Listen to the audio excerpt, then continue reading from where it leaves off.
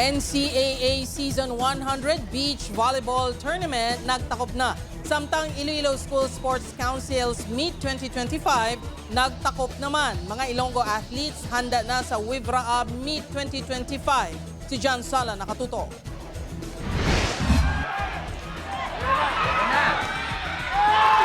Nakuha sang Letran Lady Knights ang 3-peat na kampyonato matapos ginlutos ang Lyceum Lady Pirates NCAA Season 100 Beach Volleyball Tournament Women's Division na ipatigayon sa Subic Bay Freeport Zone. Ginkilala ang most valuable player ang Lady Knight nga si Gia Makilang ang amuman ng MVP last season.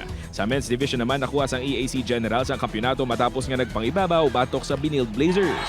Ginkilalang MVP si John Ruther Abort samtang Rookie of the Year naman ang katandem sini nga si Paul Justin Sai. Sa juniors division naman, Arellano Braves ang nagpangibabaw matapos ang ginlutos ang defending champion nga EAC Brigaders sa championship game.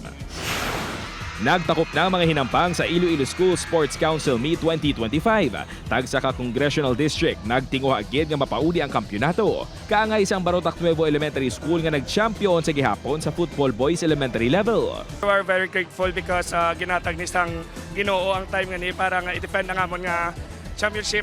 Teamwork kag passion nga liwat makuha ang kampyonato ang nagtulod sa grupo nga magpangibabaw. Disiplinado kami sir kay gintudloan gid kami sir mayad sir mga mga skills sir kag disiplina sir nga way kami hindi kami manakit kag gintudloan gid kami sir kasing mayad sir nga mag-football sir. Sa pinakauli nga medal tally, champion ang CDSA 3 sa elementary level nga may 33 gold medals.